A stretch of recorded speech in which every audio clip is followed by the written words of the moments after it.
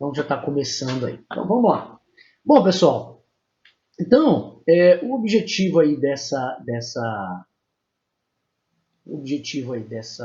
aula é a gente dar continuidade, né, ao nosso material. Eu estou na apostila 2A, que é a parte de Grécia, civilização grega 2, para a gente falar das guerras gregas que marcaram a parte final da história da Grécia Antiga, a partir do século V, século IV, século III antes de Cristo, tá bom?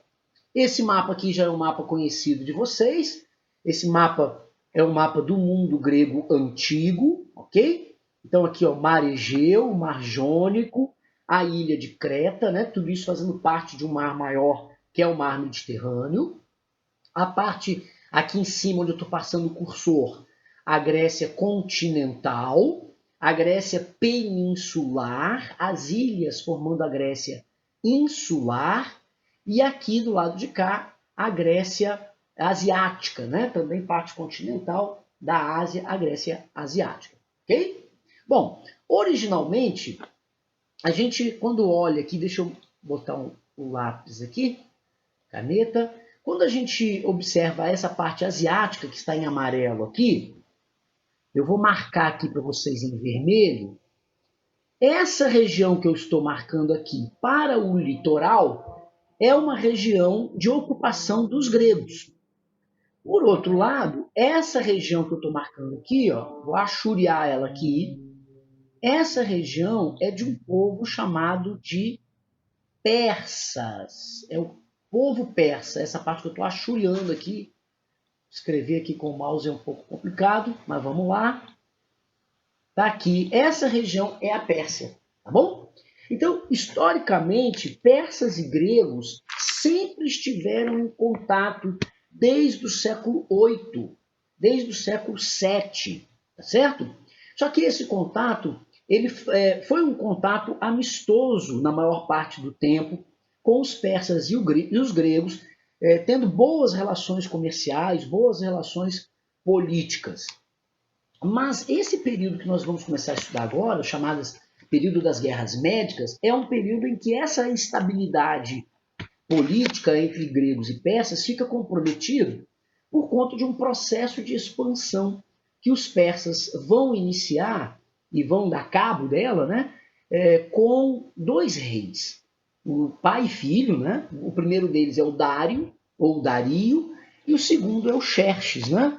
Xerxes que foi representado por um filme hollywoodiano, né, chamado 300, um filme que ficou bastante conhecido aí nas escolas, os professores, até meme na internet teve sobre os 300, não é isso? E o brasileiro Rodrigo Santoro protagonizou a figura do Xerxes, né? Enorme, grandão, quase 3 metros de altura, aquele famoso diálogo com o Leônidas, né, nas Termópilas. Então, quem não assistiu o filme, é legal que assista, claro que muito mais para perceber o contexto histórico das guerras do que efetivamente aprender história pelo filme, né? O filme ele tem uma licença poética, vamos dizer assim, né? Então ele traz muitas informações que não são verdadeiras, né? Que não tem uma responsabilidade com a verdade histórica, mas todo o filme ele é muito legal para a gente entender o contexto da época, para toda a organização de cenário, os figurinos, tudo isso é sempre muito bem feito.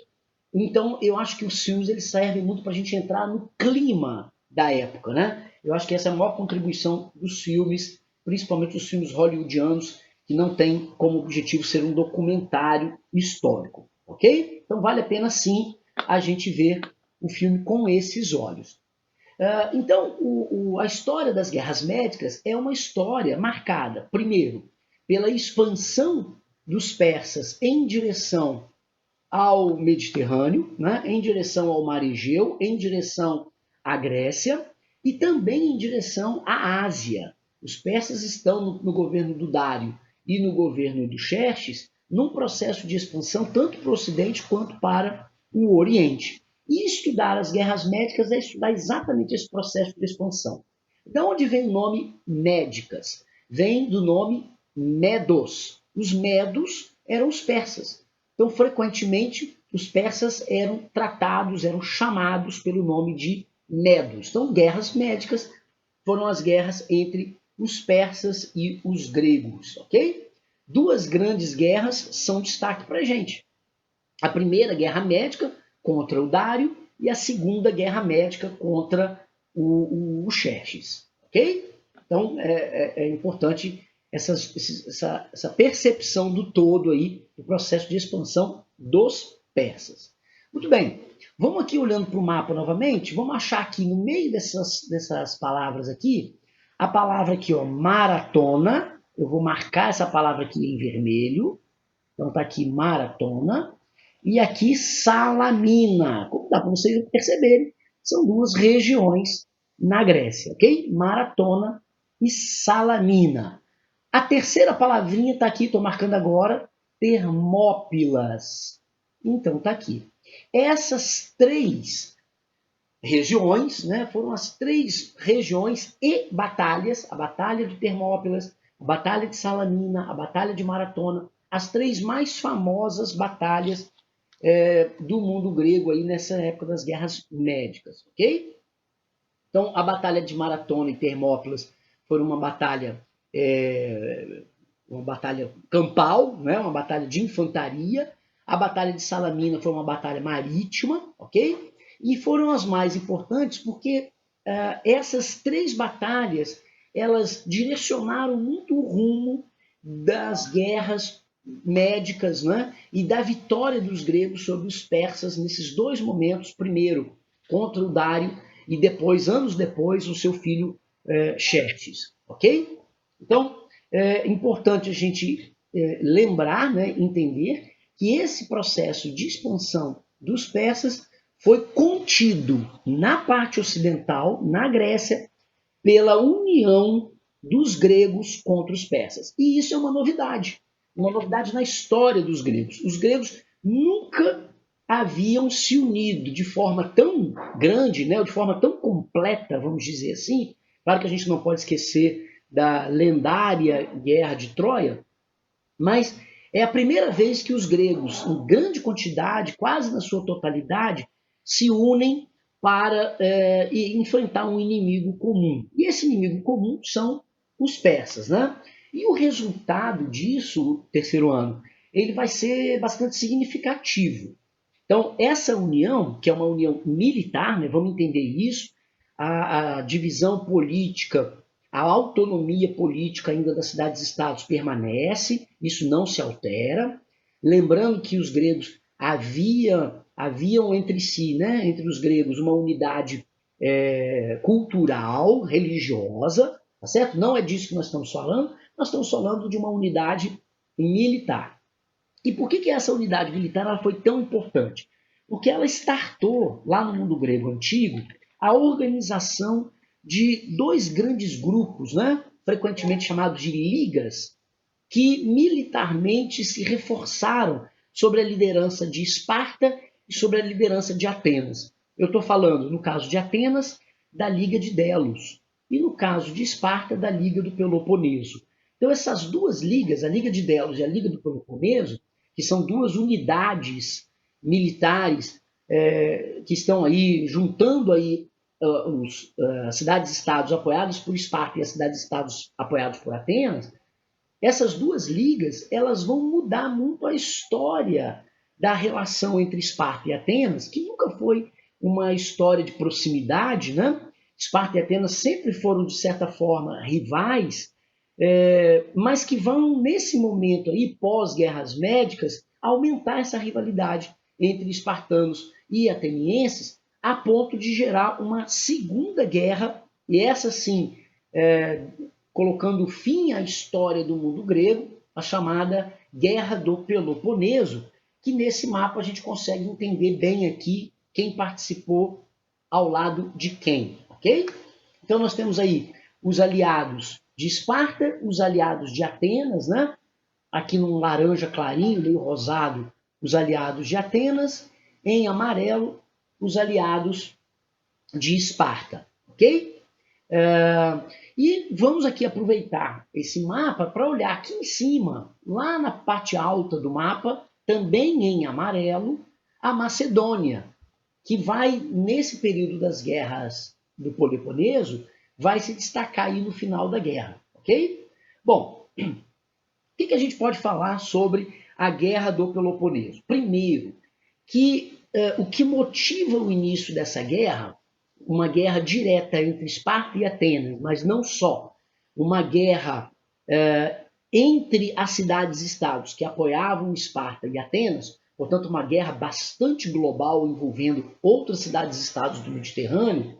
O que motiva essa guerra é, em primeiro lugar, certamente o rápido, o acelerado crescimento econômico, político, cultural e militar dos atenienses, tá certo? E por que isso vai acontecer? Isso vai acontecer porque Atenas vai se aproveitar de muito dos recursos que eles vão arrecadar através da Liga de Delos para o embelezamento da cidade de Atenas. Então, esse dinheiro que as cidades-estados vão destinar para o desenvolvimento militar, para a formação de exército, para a construção de navios e armas, para o treinamento militar de modo geral, parte dele vai ser utilizado para o embelezamento, para o desenvolvimento da cidade de Atenas, tá certo? Esse período é o período que também culmina, né, com a fase áurea de Atenas. Nós estamos falando aí do período de Clístenes, nós estamos falando aí do período do auge da filosofia grega, né? Sócrates, Platão, Aristóteles já no finalzinho disso, é o auge do período grego, ok? Então, Esparta temia esse desenvolvimento ateniense, esse crescimento da hegemonia ateniense e inicia uma guerra contra os atenienses, é o início da guerra do Peloponeso, ok? Anos de guerra se passaram entre as duas cidades e as cidades vizinhas, e o final dessa guerra é a vitória dos espartanos, ok?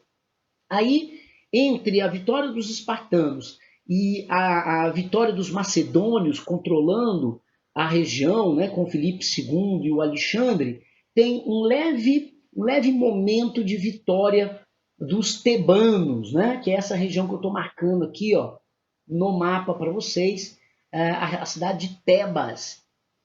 Tebas é um nome de várias cidades aí no mundo antigo, né, pessoal? Tebas é o nome de uma cidade egípcia também, nós estamos falando aqui de Tebas, cidade-estado grega, ok? Tebas se aproveitando aí do enfraquecimento de Esparta, depois invade Esparta, vence os espartanos, né? Isso não é cobrado frequentemente nos exercícios, o que é cobrado mais é sim a vitória dos macedônios, a invasão dos macedônios dentro do mundo grego, né? Então, o Alexandre, primeiro o seu pai, o Filipe, né? Filipe II da Macedônia, estou desenhando aqui no mapa para vocês visualizarem. Depois, o Alexandre, tomando conta desse território, expandindo o seu território. Alexandre vai ser um dos grandes conquistadores da antiguidade, estendendo seu território do Ocidente até a região da atual Índia, né? No Extremo Oriente, ok? Então aí o mapa mostrando para vocês a expansão macedônia. E essa expansão macedônia, é óbvio que ela se aproveita do enfraquecimento das cidades-estados após a guerra do Peloponeso. Okay? Então, como resultado final, numa sequência direta, como é que nós podemos fechar esse conteúdo das guerras gregas? Né? Primeiro, das guerras médicas. Elas vão fortalecer as cidades gregas, a vitória sobre os persas vai fortalecer as cidades gregas, nós estamos no século V, ok? Essas cidades gregas fortalecidas vão entrar num processo de liderança, de um lado espartana, formando a Liga do Peloponeso, do outro lado ateniense, formando a Liga de Delos. Uma consequência direta desse processo é o aumento da rivalidade entre Esparta e Atenas e o início da Guerra do Peloponeso. A partir da Guerra do Peloponeso, nós começamos com um processo de enfraquecimento do mundo grego, criando condições, após a derrota ateniense e o enfraquecimento espartano, da entrada de novos povos invasores no mundo grego, notadamente a Macedônia e a vitória do Alexandre dentro do mundo grego, tomando conta do mundo grego. Esse período da ascensão macedônica é frequentemente chamada de helenismo. Muito bem, será que existem alguns pontos positivos para os gregos e, de modo geral, para a cultura mundial, né, do planeta, esse domínio macedônio na Grécia? Sim, a resposta é sim. E, frequentemente, os exercícios tratam desse assunto, ok? Como o Alexandre era um amante da cultura grega, né, o Aristóteles foi seu professor, foi seu preceptor, e a vitória dos macedônios sobre a Grécia foi muito, de certa forma, foi muito pacífica, né? Ou seja, não houve uma completa destruição do mundo grego, é isso que eu quero dizer. A gente pode dizer que o governo macedônio e o processo de helenização preservou muito da cultura grega até os dias de hoje. Então, alguns exemplos: a arquitetura, sem dúvida nenhuma, a filosofia e a democracia, tá certo? Claro que não exatamente como era no século V, no século VI, tá certo? A própria democracia, ela mudou muito nesse processo, porque o Império Macedônico era um império que não privilegiava a política de assembleia, a política da discussão, a política da ágora, né? A política direta, né? A participação direta na política. Era uma política imperial de caráter, inclusive, religioso, tá certo? Mas ficou, sim, né? Os escritos, as ideias, né? A cultura grega ficou, sim, preservada graças ao Alexandre. Ok? Bom, pessoal, essa foi a nossa aula sobre mundo grego. Eu vou abrir agora para perguntas, caso vocês tenham aí, ok?